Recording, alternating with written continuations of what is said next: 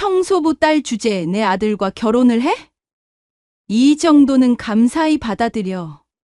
화려한 웨딩홀에서 시어머니가 신부의 뺨을 때리며 던진 충격적인 말입니다. 200명의 하객들이 숨을 죽이고 지켜보는 가운데 신부는 눈물을 참으며 고개를 숙였습니다. 하지만 그 순간 신부의 아버지 강태석의 눈에는 차가운 분노가 타올랐죠. 과연 평범한 사업가로 알려진 강태석의 진짜 정체는 무엇일까요? 그리고 딸을 모욕한 사돈 집안에게 어떤 복수를 준비하고 있을까요? 시청 전에 구독과 좋아요 꼭 부탁드립니다. 영상 제작에 큰 힘이 됩니다. 청소부 주제에 내 아들과 결혼을 해? 이 따귀쯤은 감사히 받아들여. 위선희의 날카로운 목소리가 웨딩홀 전체에 울려 퍼졌습니다. 200명의 하객들이 일제히 숨을 멈췄죠. 신부 할인의 하얀 뺨에는 붉은 손자국이 선명하게 남아 있었습니다. 너 같은 집안 출신이 우리 아들과 결혼한다는 게 말이 되니? 위선희가 다시 한번 차갑게 내뱉었습니다. 할인의 눈에서는 굵은 눈물이 떨어졌지만 그녀는 꾹 참고 고개를 숙였죠. 웨딩홀의 화려한 샹들리에 아래에서 벌어지는 이 광경은 너무나도 대조적이었습니다. 축복받아야 할 순간에 모욕을 당하고 있는 신부의 모습이 안타까웠거든요. 어머님, 그러지 마세요. 오늘은 우리 결혼식인데요. 신랑 우진이 급하게 끼어들었습니다. 하지만 위선희는 아들을 날카롭게 쳐다봤습니다. 너는 입 다물어. 이건 어른들 문제야. 내가 끼어들 일이 아니라고. 우진은 더 이상 말하지 못하고 고개를 떨궜습니다. 평소 어머니의 권위에 눌려 살아온 그에게는 반박할 용기가 없었죠. 하객들은 웅성거리기 시작했습니다. 누군가는 휴대폰을 꺼내 촬영을 시작했고 또 다른 누군가는 고개를 절레절레 흔들며 혀를 찼죠. 결혼식장의 분위기는 순식간에 차가워졌습니다. 저기 신부 아버지 보세요. 얼굴이 새파래졌어요. 맞아요. 딸이 저렇게 당하는데 어떤 심정일까요? 저런 시어머니를 만나다니 신부가 불쌍해요. 하객들의 수군거림이 점점 커졌습니다. 강태석은 주먹을 꽉 쥔 채 그 모든 광경을 지켜보고 있었죠. 그의 얼굴에는 차가운 분노가 스며들어 있었습니다. 30년간 힘들게 키운 딸이 모욕당하는 모습을 보는 아버지의 심정은 형언할 수 없을 정도였거든요. 할인이 아버지를 향해 작은 고개짓을 했습니다. 참아달라는 신호였죠. 강태석은 딸의 간절한 눈빛을 보며 천천히 눈을 감았습니다. 하지만 그의 마음속에는 이미 복수의 불씨가 타오르기 시작했었죠. 아버지, 괜찮아요. 제가 참을게요. 오늘만 넘기면 되니까요. 할인이 작은 목소리로 속삭였습니다. 하지만 강태석의 마음속에는 이미 복수의 불씨가 타오르기 시작했죠. 평생을 밑바닥에서 기어올라온 그에게는 특별한 힘이 있었거든요. 위선희는 만족스러운 표정으로 주변을 둘러봤습니다. 자신이 원하는 대로 상황이 흘러가고 있다고 생각했거든요. 신부를 굴복시키고 자신의 위상을 확실하게 보여줬다고 만족해했습니다. 앞으로도 분수를 알고 살아야 할 거야. 우리 집안에 민폐 끼치지 말고 조용히 살라고. 네, 어머님. 앞으로 잘하겠습니다. 할인이 고개를 더욱 깊숙이 숙였습니다. 그 순간 강태석의 심장이 무너져 내리는 소리가 들렸죠. 평생 아껴 키운 딸이 이런 모욕을 당하는 모습을 보는 것은 죽음보다 고통스러웠습니다. 결혼식은 그렇게 차가운 분위기 속에서 진행됐습니다. 하객들은 계속 수군거렸고 신부는 내내 고개를 들지 못했죠. 신랑 우진조차 어머니의 눈치를 보며 제대로 신부를 챙기지 못했습니다. 축하드립니다. 정말 아름다운 결혼식이네요. 하지만 말하는 사람의 표정도 어색하기만 했죠. 네, 감사합니다. 형식적인 축하 인사들이 오갔지만 분위기는 어색하기만 했습니다. 모든 사람들이 앞서 일어난 일을 떠올리며 불편해했거든요. 결혼식 촬영을 담당한 사진사도 당황한 표정으로 카메라를 들고 있었습니다. 강태석은 딸의 결혼식 내내 한마디도 하지 않았습니다. 그저 조용히 지켜볼 뿐이었죠. 하지만 그의 눈 속에는 차가운 결심이 서려 있었습니다. 오늘 일은 절대 그냥 넘어가지 않겠다는 의지가 불타고 있었거든요. 결혼식이 끝나고 할인이 아버지에게 다가왔습니다. 눈가에는 아직도 눈물 자국이 남아 있었죠. 아버지, 정말 죄송해요. 아버지 체면을 구겨뜨려서. 태석은 딸의 머리를 부드럽게 쓰다듬었습니다. 괜찮다. 내가 행복하면 그걸로 충분해. 아버지는 괜찮으니까 걱정하지 마라. 하지만 속으로는 전혀 다른 생각을 하고 있었죠. 위선희와 우진그룹에 대한 철저한 복수를 계획하고 있었습니다. 30년간 숨겨온 자신의 진짜 능력을 발휘할 때가 온 것 같았거든요. 그날 밤 강태석은 홀로 서재에 앉아 있었습니다. 책상 위에는 우진그룹 관련 자료들이 펼쳐져 있었죠. 컴퓨터 화면에는 우진그룹의 홈페이지가 떠 있었습니다. 위선희, 너는 내가 누군지도 모르고 내 딸을 건드렸구나. 그의 목소리는 차갑기 그지없었습니다. 평생 밑바닥에서 기어 올라온 강태석에게는 특별한 능력이 있었거든요. 바로 기업을 완전히 무너뜨릴 수 있는 능력 말입니다. 오늘 내가 내 딸에게 한 모욕은 절대 잊지 않겠다. 반드시 대가를 치르게 해주겠어. 강태석은 컴퓨터를 켜고 우진그룹에 대한 조사를 시작했습니다. 그의 손가락이 키보드 위를 빠르게 움직였죠. 오랜만에 사용하는 기업 분석 프로그램들이 하나씩 실행됐습니다. 결혼식에서 시작된 굴욕의 대가는 상상을 초월할 정도로 클 것이었습니다. 위선희는 아직 자신이 어떤 존재를 건드렸는지 전혀 모르고 있었거든요. 단순한 청소부 출신의 장인어른 정도로만 생각하고 있었죠. 새벽 2시가 넘어서야 강태석은 컴퓨터를 껐습니다. 이미 우진그룹의 기본적인 재무 구조는 파악했거든요. 겉으로는 멀쩡해 보이지만 속을 들여다보면 문제가 많은 회사라는 걸 직감할 수 있었습니다. 강태석은 새벽 2시까지 컴퓨터 앞에 앉아 있었습니다. 모니터에는 우진그룹의 각종 자료들이 떠 있었죠. 재무제표, 사업보고서, 관계사 현황까지 모든 정보를 수집하고 있었습니다. 역시 겉만 번지르르 하군. 속을 들여다보니 문제투성이야. 그가 중얼거렸습니다. 30년간 기업 재무 분석 전문가로 일했던 그의 눈에는 우진그룹의 문제점들이 선명하게 보였거든요. 일반인들은 절대 알 수 없는 미묘한 신호들이 곳곳에 숨어 있었습니다. 강태석의 과거는 누구도 모르는 비밀이었습니다. 겉으로는 평범한 사업가였지만 실제로는 대기업들도 두려워하는 재무조사 전문가였죠. 그의 진짜 이력을 아는 사람은 극소수에 불과했습니다. 20대 시절 청소부의 아들로 태어난 그는 밑바닥에서 시작했습니다. 남들이 잠들 때 공부하고 남들이 놀 때 일했죠. 회계사 자격증을 시작으로 각종 금융 관련 자격증을 취득했습니다. CPA, 세무사, 감정평가사까지 금융 분야의 모든 자격증을 보유하고 있었거든요. 그 노력의 결과로 국내 최대 규모의 회계법인에 입사할 수 있었죠. 거기서 그는 자신만의 독특한 능력을 발견했습니다. 바로 겉으로는 멀쩡해 보이는 기업의 숨겨진 문제점을 찾아내는 능력이었거든요. 처음에는 단순한 회계 감사 업무를 담당했습니다. 하지만 점차 복잡하고 민감한 사건들을 맡게 됐죠. 대기업의 분식 회계를 밝혀내고 정치권과 연결된 비자금을 추적하는 일들이었습니다. 수십 개의 기업이 강태석의 분석으로 무너졌습니다. 분식 회계를 하던 중견기업, 비자금을 조성하던 대기업, 탈세를 일삼던 재벌그룹까지 모두 그의 손에 의해 세상에 드러났죠. 그의 별명은 기업 킬러였습니다.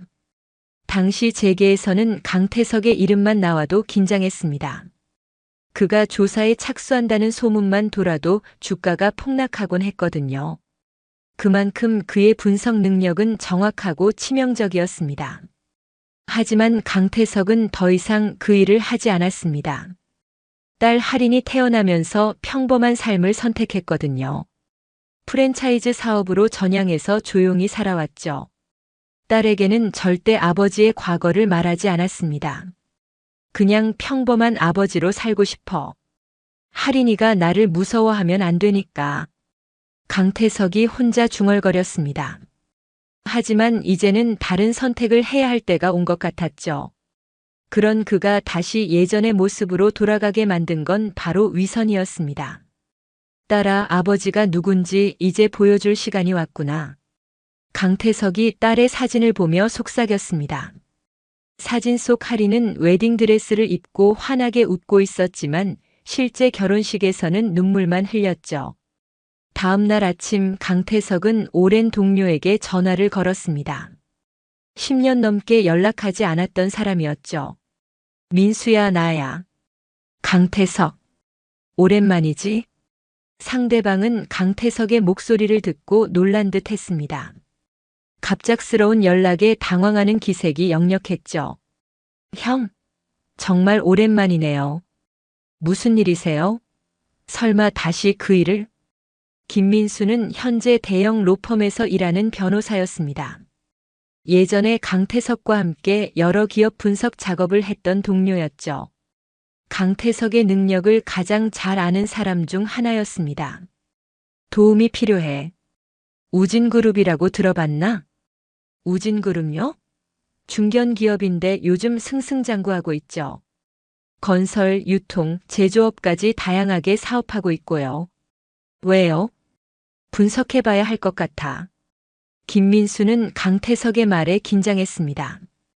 그가 다시 기업 분석에 나선다는 건 어떤 기업이든 위험하다는 뜻이었거든요. 형이 움직인다는 건 뭔가 큰 문제가 있다는 거죠? 혹시 개인적인 일인가요? 내 딸을 건드렸어. 그 한마디로 김민수는 모든 걸 이해했습니다. 강태석이 딸을 얼마나 사랑하는지 잘 알고 있었거든요. 그리고 그런 강태석을 화나게 만든 상대방이 어떤 결말을 맞게 될지도 예상할 수 있었습니다. 알겠습니다. 제가 아는 선에서 자료를 모아보겠습니다. 며칠 시간을 주세요. 고맙다. 옛날처럼 철저하게 해줘. 강태석은 다른 옛 동료들에게도 연락을 취했습니다. 회계사, 세무사, 금융 전문가들이 모두 그의 부탁을 거절할 수 없었죠. 과거 함께 일하며 쌓은 신뢰와 의리가 있었거든요. 30년간 쌓아온 인맥이 다시 움직이기 시작했습니다. 각자의 위치에서 우진그룹에 대한 정보를 수집하기 시작했거든요. 마치 거미줄처럼 연결된 네트워크가 작동하기 시작한 것이죠. 강태석은 홀로 우진그룹의 재무제표를 분석했습니다. 겉으로는 건전해 보였지만 자세히 들여다보니 이상한 부분들이 보였죠. 현금 흐름이 이상해. 매출은 늘어나는데 실제 현금이 부족하다고. 이건 명백히 자금 조달에 문제가 있다는 신호야. 그의 경험으로는 이런 패턴이 나타날 때 대부분 비자금이나 분식 회계가 있었습니다. 정상적인 영업 활동으로는 설명이 안 되는 현금 흐름이었거든요.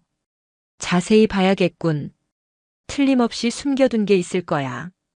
강태석은 밤새 자료를 분석했습니다. 위선이는 아직 자신이 어떤 존재를 건드렸는지 전혀 모르고 있었습니다. 평범한 청소부 집안의 사돈 정도로만 생각하고 있었거든요. 하지만 곧 그녀는 깨닫게 될 것이었습니다. 새벽 3시 강태석의 눈이 모니터에 고정되어 있었습니다. 그는 우진그룹의 해외 송금 내역을 추적하고 있었죠. 복잡하게 얽혀있는 해외 거래 구조를 하나씩 풀어가고 있었습니다. 이게 뭐지? 이상하네. 화면에 나타난 숫자가 그의 주의를 끌었습니다. 페이퍼 컴퍼니로 추정되는 해외 법인으로 80억 원이 송금되어 있었거든요. 그것도 복잡한 경유지를 거쳐서 말이죠. 일반적인 사업 거래라면 이렇게 복잡한 경로를 거칠 이유가 없었습니다. 명백히 자금을 숨기기 위한 수법이었죠. 강태석은 이런 패턴을 수없이 봐왔기 때문에 한눈에 알아볼 수 있었습니다. 역시 그렇군. 내 예상이 틀리지 않았어. 강태석이 차가운 미소를 지었습니다. 30년간의 경험이 틀리지 않았거든요. 우진그룹에는 분명 숨겨진 비자금이 있었습니다.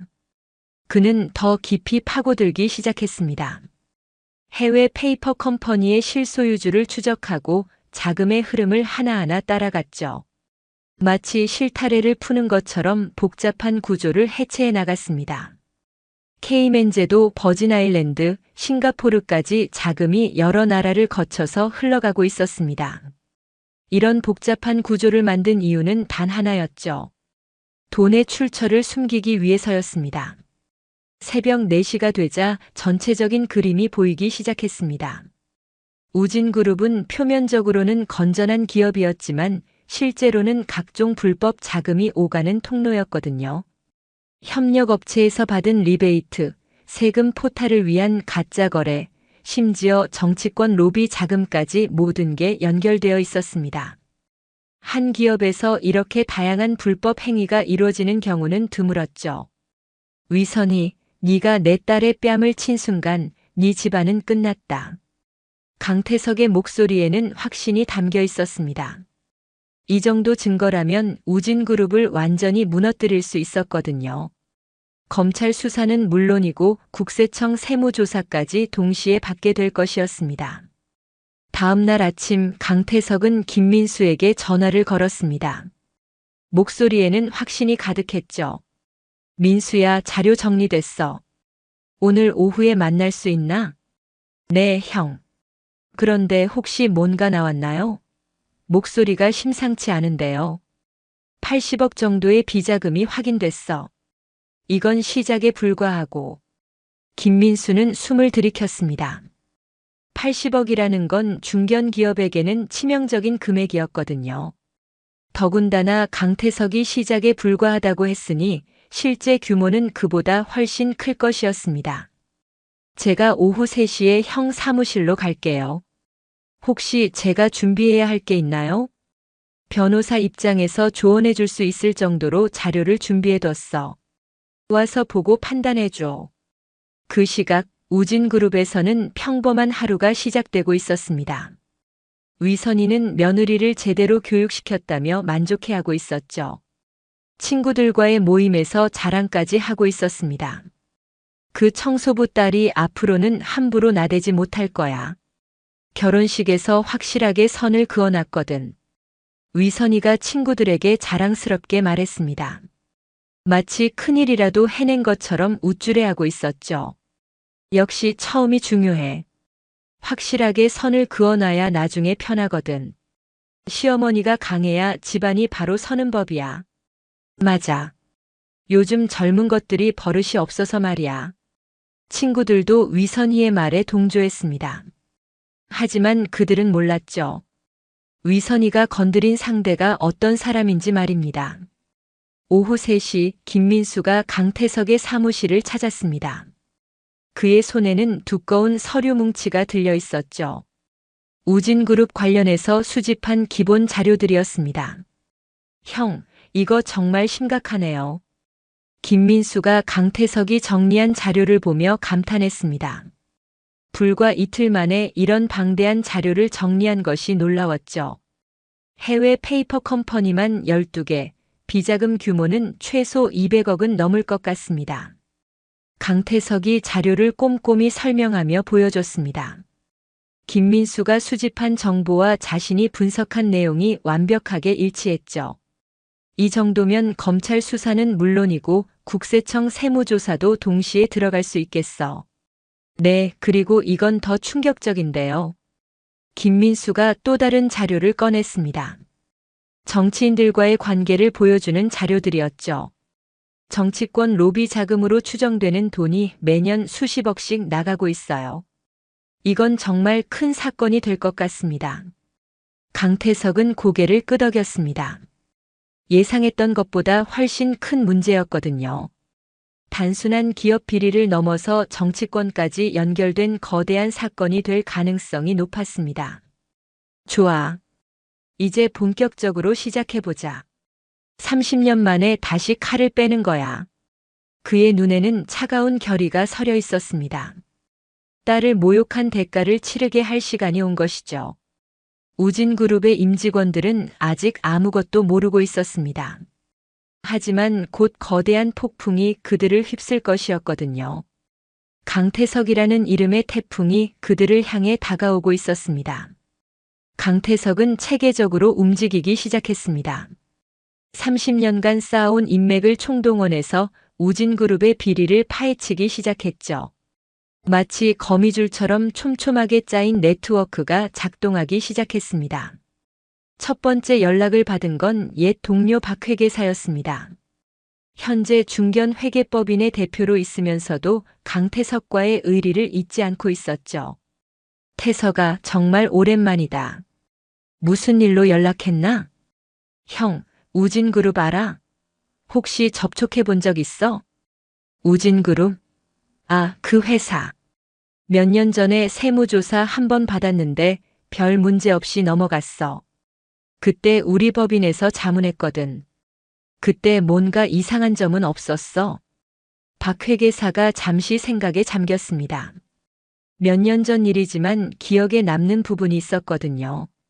그러고 보니 해외 거래 부분에서 좀 이상했는데 용역비 명목으로 나간 돈이 실제 용역 내용과 맞지 않더라고. 근데 왜 갑자기? 자세한 건 나중에 얘기할게. 혹시 그때 자료 남아있나? 당연히 있지. 모든 세무조사 자료는 법정 보존 기간 동안 보관하거든. 필요하면 언제든지. 그날 저녁 박 회계사는 강태석에게 우진그룹의 세무조사 자료를 건네줬습니다. 두꺼운 파일 속에는 당시 검토했던 모든 내용이 들어있었죠. 이거 봐. 해외 용역비 명목으로 나간 돈이 너무 많아. 실제 용역 내용과 맞지 않거든. 당시에도 의심스러웠는데 명확한 증거가 없어서 넘어갔어. 강태석이 자료를 살펴보니 의심스러운 부분이 한두 개가 아니었습니다. 가짜 거래의 흔적들이 곳곳에 숨어 있었거든요. 역시 그때부터 문제가 있었군. 고마워, 형. 큰 도움이 됐어. 다음 날 강태석은 우진그룹과 거래했던 협력업체 대표를 만났습니다. 김민수가 연결해준 사람이었죠. 작은 건설업체를 운영하는 50대 남성이었습니다. 사장님, 우진그룹과 거래하면서 힘든 점은 없으셨나요? 협력업체 대표의 얼굴이 어두워졌습니다. 마치 고름이 터지듯 쌓여있던 불만이 터져나왔죠. 힘든 점이요? 한두 개가 아니죠. 계약 단가는 계속 후려치고 대금 지급은 맨날 늦고 말로는 상생한다면서 실제로는 우리를 쥐어짜기만 해요. 구체적으로 어떤 일들이 있었나요? 계약할 때는 분명히 한 가격이었는데 중간에 일방적으로 단가를 깎으라고 통보해요. 거절하면 다른 업체로 바꾼다고 협박하고요. 혹시 증거가 될 만한 자료가 있으신가요? 당연히 있죠. 이런 일이 한두 번이 아니거든요. 언젠가는 써먹을 줄 알고 다 모아놨어요. 협력업체 대표는 두꺼운 파일을 꺼냈습니다. 그 안에는 우진그룹의 갑질 행위를 증명하는 각종 자료들이 들어있었죠. 계약서와 실제 지급 내역이 다른 것, 일방적인 단가이나 통보서, 대금 지급 지연에 대한 항해 공문까지 모든 게 있었습니다. 심지어 통화 녹음까지 있었죠. 이 정도면 공정거래위원회 신고감이네요. 맞아요. 근데 우리 같은 작은 업체가 대기업 상대로 어떻게 해요? 그냥 참고 사는 거죠. 목구멍이 포도청이니까요. 강태석은 협력업체 대표의 말에 분노했습니다. 약자를 괴롭히는 우진그룹의 행태가 더욱 가증스러웠거든요. 사장님, 이제는 참지 마세요. 제가 확실하게 해결해 드리겠습니다. 며칠 후 뜻밖의 제보자가 나타났습니다. 우진그룹 경리부에서 일했던 전직 직원이었죠. 김민수의 지인을 통해 연결된 사람이었습니다. 실장님, 저 김경리입니다. 5년 전에 우진그룹에서 일했었는데요. 아, 그래요. 무슨 일로 연락하셨나요? 우진그룹 관련해서 조사하신다는 얘기를 들었어요. 제가 도움이 될 만한 자료가 있어서요. 김경리는 조심스럽게 USB 하나를 꺼냈습니다. 손이 살짝 떨리고 있었죠. 이 안에 비자금 관련 자료들이 들어있어요. 제가 퇴사할 때 몰래 복사해둔 거예요. 왜 그런 걸 보관하고 계셨나요? 언젠가는 써먹을 날이 올 줄 알았거든요. 그 회사가 얼마나 더러운 짓을 하는지 아니까요. 양심에 찔려서 참을 수가 없었어요. USB 안에는 충격적인 내용들이 들어있었습니다. 가짜 영수증으로 처리된 수십억 원의 지출, 실제로는 존재하지 않는 해외 거래 내역, 정치인들에게 전달된 후원금 명세까지 모든 게 다 있었죠. 이거 진짜예요? 조작된 건 아니고. 네, 제가 직접 처리했던 건들이에요. 당시에 너무 스트레스 받아서 증거로 남겨뒀던 거예요. 경리부장이 시키는 대로 가짜 서류를 만들고 허위 계상을 해야 했거든요. 강태석은 김경리에게 고마움을 표했습니다. 내부 고발자의 증언과 자료는 무엇보다 중요했거든요. 정말 큰 도움이 됐습니다. 혹시 더 아시는 분 있으면 연결해 주세요. 네, 같이 일했던 동료들이 몇 명 더 있어요. 다들 비슷한 고민을 하고 있을 거예요. 연락해 볼게요.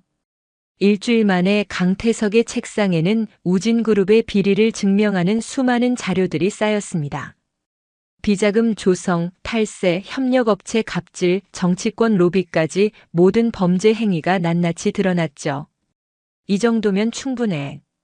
검찰, 국세청, 공정거래위원회 어디서든 수사할 수 있을 만큼의 증거가 모였어. 강태석이 만족스러운 표정으로 중얼거렸습니다. 이제 우진그룹을 완전히 무너뜨릴 준비가 끝났거든요. 위선희는 아직도 자신이 얼마나 큰 실수를 했는지 모르고 있었습니다. 하지만 곧 깨닫게 될 것이었죠. 강태석이 단순한 장인어른이 아니라는 걸 말이죠. 하리는 신혼집에서 남편 우진과 함께 저녁을 먹고 있었습니다. 결혼한 지 일주일이 지났지만 아직도 결혼식에서 일어난 일이 마음에 걸렸죠. 그런데 갑자기 전화벨이 울렸습니다. 여보세요? 할인이 전화를 받자 차가운 목소리가 들려왔습니다. 위선희의 목소리였죠. 며느리 맞지? 나 위선희야. 어머님? 무슨 일이세요? 너희 아버지가 우리 회사 가지고 이상한 짓 하고 있다며? 뭔가 조사하고 다닌다던데? 할인은 무슨 말인지 이해할 수 없었습니다. 아버지가 무엇을 조사한다는 건지 전혀 몰랐거든요. 무슨 말씀이신지 모르겠는데요. 아버지가 뭘 하셨다는 거예요? 모르는 척 하지 마. 내 아버지가 우리 회사 조사하고 다닌다는 거 다 알고 있어. 이것저것 캐고 다니면서 말이야. 위선희의 목소리는 점점 날카로워졌습니다. 평소의 고상한 목소리와는 전혀 다른 거친 목소리였죠. 아버지한테 그만두라고 전해라. 안 그러면 너희 신혼은 지옥이 될 거야. 내가 가만히 있지 않을 테니까. 어머님, 아버지가 뭘 하셨다는 거예요? 저는 정말 모르겠어요.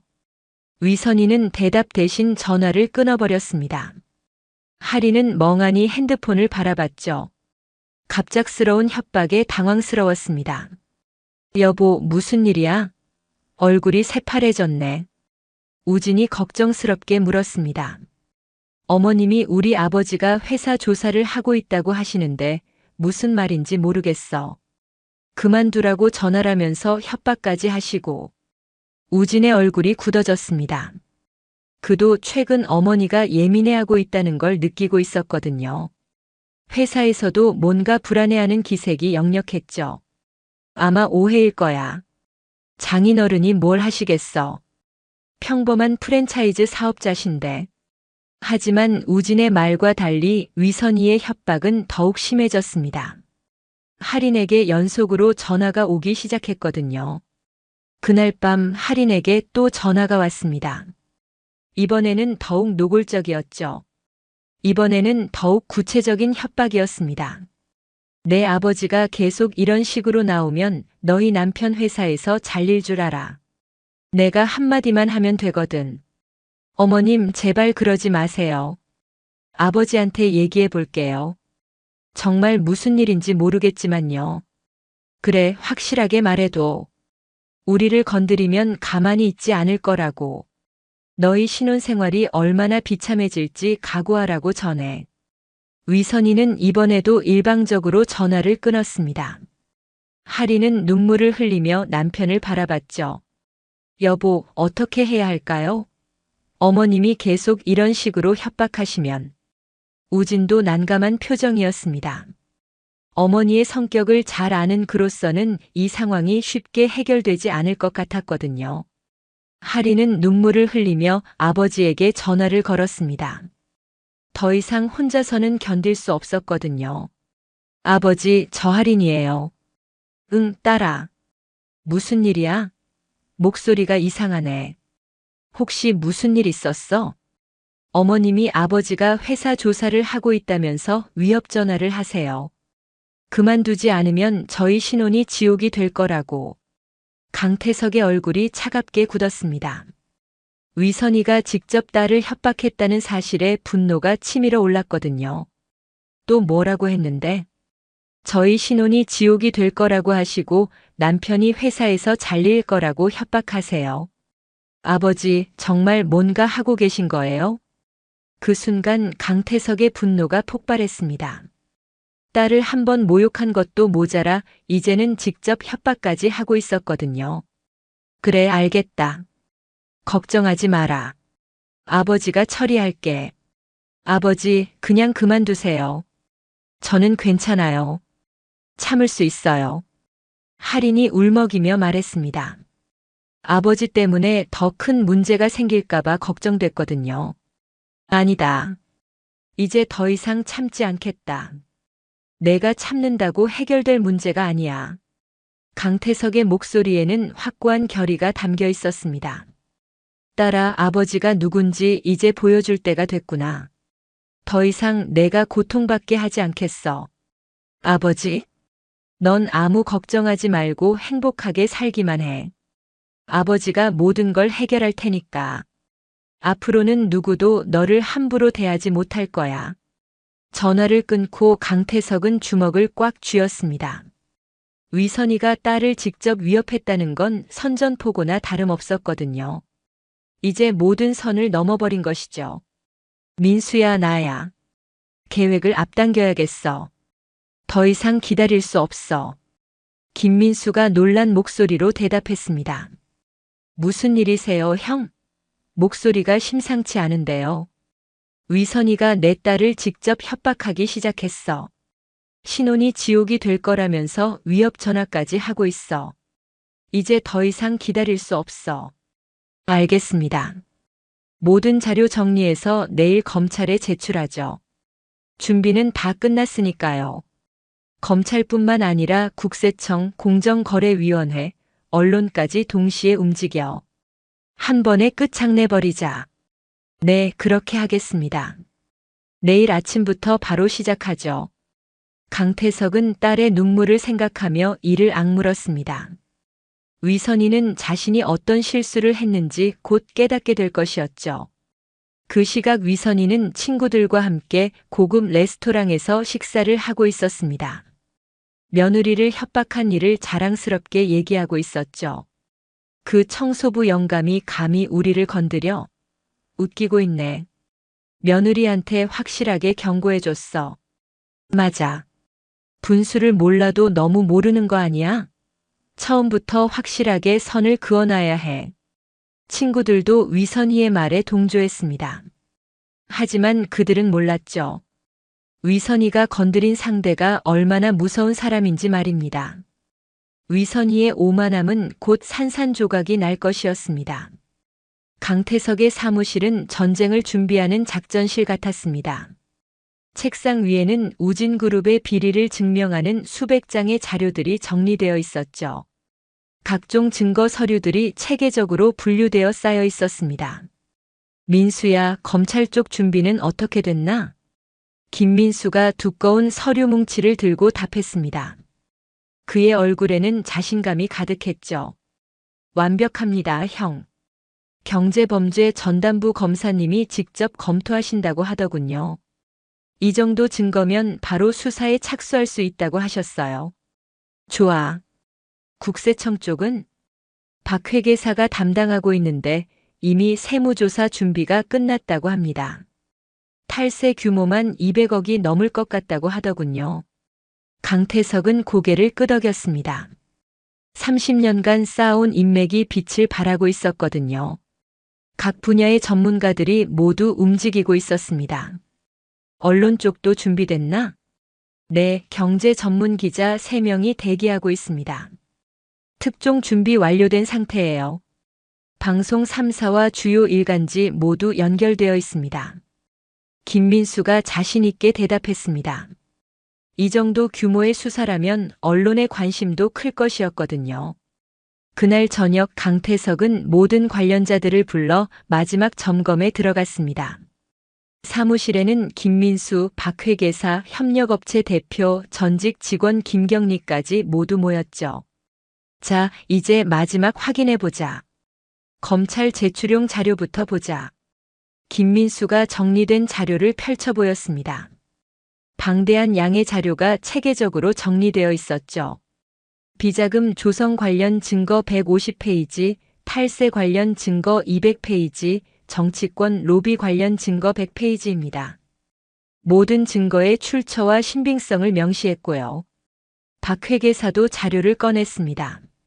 세무 전문가답게 완벽한 자료를 준비했죠. 세무조사용 자료는 총 300페이지, 해외 페이퍼 컴퍼니 관련 자료까지 모두 포함되어 있습니다. 특히 조세 회피를 위한 복잡한 해외 거래 구조를 완전히 해부했어요. 협력업체 대표도 자신의 자료를 정리해서 가져왔습니다. 피해 업체들의 생생한 증언이 담겨 있었죠. 갑질 관련 증거는 50개 업체 분량입니다. 이 정도면 공정거래위원회 중징계감이죠. 통화 녹음 파일까지 있으니 완벽합니다. 전직 격리 직원 김경리도 마지막 자료를 건넸습니다. 내부자만이 알 수 있는 핵심 정보들이었죠. 내부 고발용 자료입니다. 가장 핵심적인 비리 내용들만 정리했어요. 회계장부 조작, 가짜 영수증 처리, 비자금 조성 과정까지 모든 게 다 들어 있습니다. 강태석은 모든 자료를 꼼꼼히 살펴봤습니다. 변호사 출신인 김민수조차 감탄할 만큼 완벽한 자료였죠. 형, 이 정도면 한 번에 끝장낼 수 있겠는데요? 이런 완벽한 증거 자료는 처음 봅니다. 그래야지. 위선이가 내 딸을 건드린 대가를 확실히 치르게 해야 해. 반쪽짜리 복수는 의미가 없어. 강태석의 눈에는 차가운 결의가 서려 있었습니다. 30년 만에 다시 칼을 빼든 그의 각오가 느껴졌죠. 내일 아침 9시에 검찰 제출, 동시에 국세청 신고, 오후 2시에 언론 브리핑이다. 모든 걸 동시에 터뜨리는 거야. 모든 사람들이 고개를 끄덕였습니다. 완벽한 삼중 포위망이 완성된 것이죠. 우진그룹으로서는 피할 방법이 전혀 없는 상황이었습니다. 그런데 형, 혹시 우진그룹에서 미리 눈치채고 증거 인멸할 가능성은 없을까요? 김민수가 걱정스럽게 물었습니다. 그런 시간적 여유를 주지 않을 거야. 동시다발적으로 터뜨리면 대응할 시간이 없어. 그게 핵심이거든. 강태석의 전략은 완벽했습니다. 상대방이 대응할 틈을 주지 않고 한 번에 모든 것을 무너뜨리는 것이었죠. 그 시각 위선이는 자신의 저택에서 편안하게 드라마를 보고 있었습니다. 내일 자신에게 어떤 일이 일어날지 전혀 모른 채 말이죠. 그 청소부 영감이 우리한테 뭘 할 수 있겠어. 그냥 허세나 부리고 있는 거겠지. 며느리 하나 제대로 못 다루는 주제에. 위선이는 여전히 강태석을 우습게 보고 있었습니다. 자신이 얼마나 큰 실수를 했는지 전혀 깨닫지 못하고 있었거든요. 우진그룹 본사도 평온했습니다. 임직원들은 내일부터 시작될 폭풍을 전혀 예상하지 못하고 있었거든요. 야근하는 직원들은 일상적인 업무에만 집중하고 있었습니다. 강태석은 마지막으로 딸 할인에게 전화를 걸었습니다. 복수를 시작하기 전에 딸에게 마지막 인사를 하고 싶었거든요. 딸아, 내일부터는 아무도 너를 함부로 대하지 못할 거야. 아버지, 무슨 말씀이세요? 혹시 정말 뭔가 하고 계신 거예요? 곧 알게 될 거다. 아버지가 누군지 말이야. 그리고 내가 얼마나 소중한 존재인지도. 아버지, 위험한 일은 하지 마세요. 저는 괜찮으니까요. 위험한 건 아니야. 그냥 정의를 실현하는 것뿐이야. 잘못한 사람이 대가를 치르게 하는 거지. 전화를 끊고 강태석은 창밖을 바라봤습니다. 내일이면 모든 게 끝날 것이었거든요. 30년 전 청소부의 아들이었던 그가 이제는 대기업을 무너뜨릴 수 있는 힘을 가지게 된 것이죠. 위선이, 내일 아침이 내 인생의 마지막 평온 시간이 될 거야. 내 딸을 모욕한 대가가 얼마나 큰지 깨닫게 해주겠어.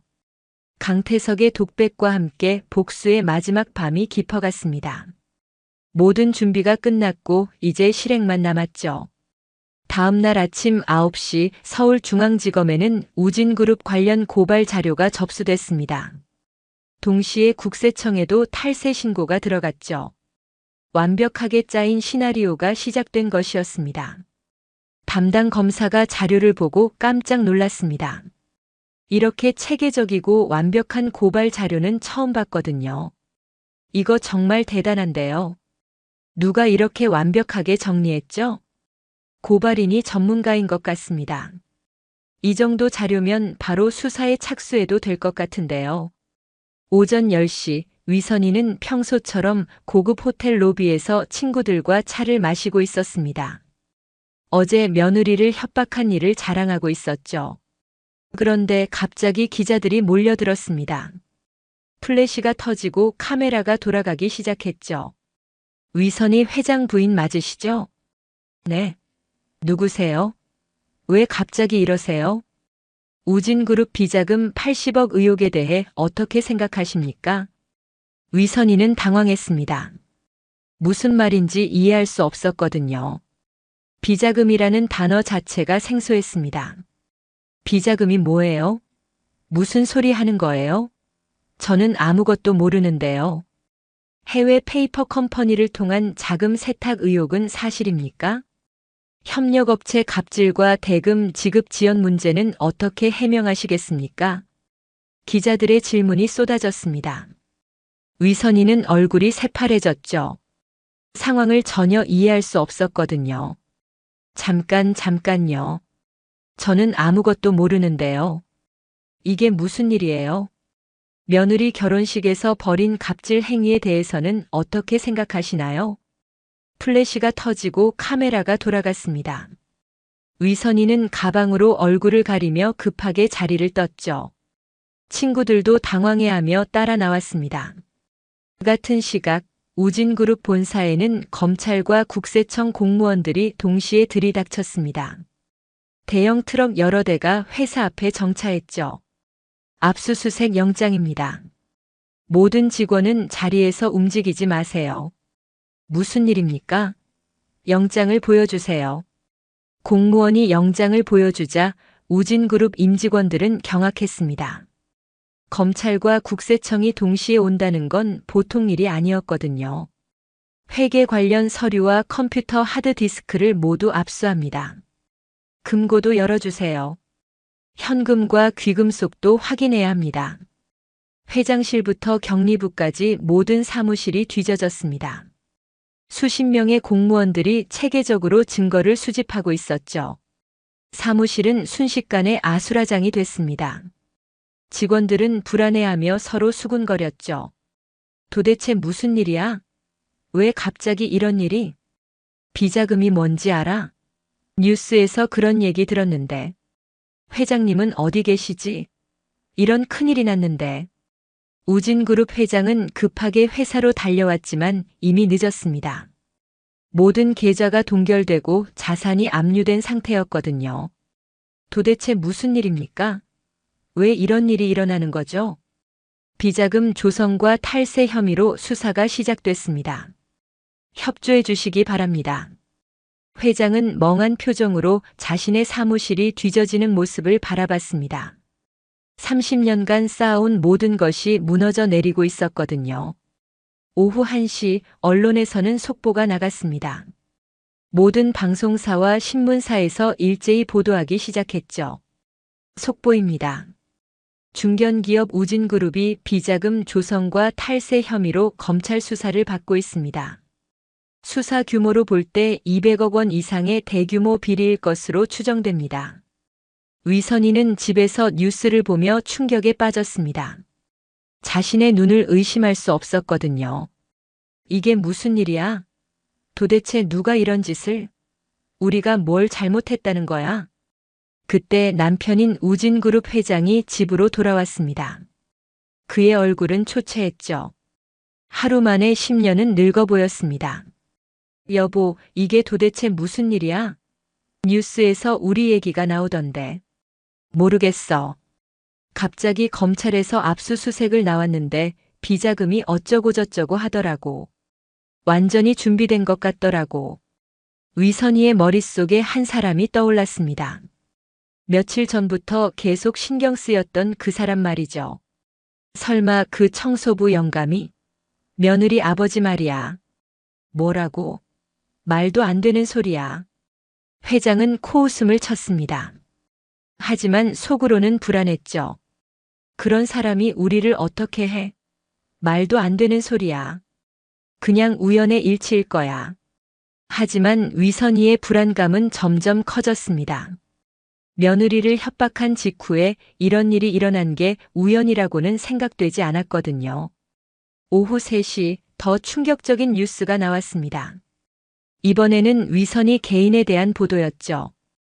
우진그룹 회장 부인 위선희 씨가 며느리 결혼식에서 벌인 갑질 행위가 화제가 되고 있습니다.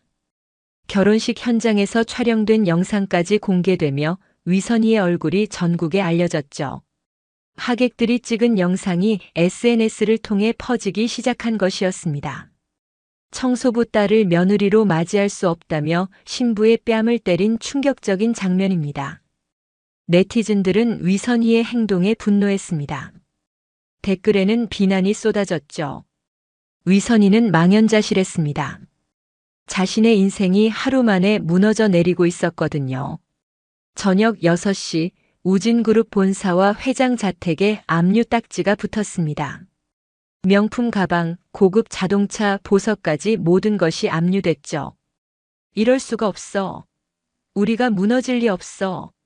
30년간 쌓아온 건데. 위선희가 절규했지만 현실은 냉혹했습니다. 30년간 쌓아온 부와 권력이 하루 만에 사라진 것이죠. 그날 밤 뉴스에서는 우진그룹 몰락에 대한 특집 방송이 나왔습니다. 일개 중견기업이 어떻게 이렇게 빠르게 무너질 수 있었을까요? 전문가들은 완벽한 증거 자료와 동시다발적인 수사가 결정적이었다고 분석했습니다. 이 정도로 체계적인 고발은 전문가가 아니면 불가능합니다. 누군가 치밀하게 준비한 것 같습니다. 위선희는 그제서야 깨달았습니다. 자신이 건드린 상대가 어떤 사람인지 말이죠. 단순한 청소부 출신이 아니라는 것을 말입니다. 다음 날 아침 전국의 뉴스는 우진그룹 관련 속보로 가득했습니다. 모든 언론이 이 사건에 집중하고 있었죠. 우진그룹 회장 부인 위선희, 무릎 꿇고 공개 사과. 위선희는 기자들 앞에서 고개를 숙이고 있었습니다. 어제까지만 해도 오만하던 모습은 온데간데 없었죠. 화려했던 옷차림 대신 수수한 정장을 입고 있었습니다.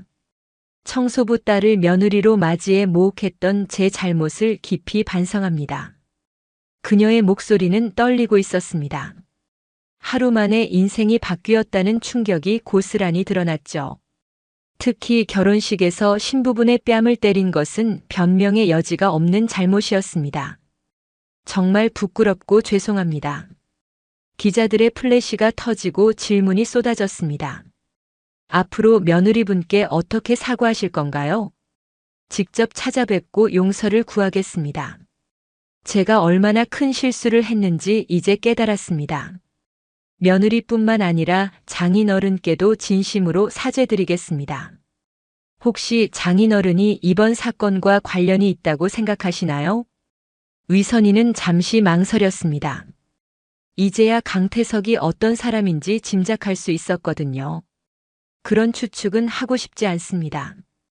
다만 제가 너무 잘못했다는 것만은 확실합니다.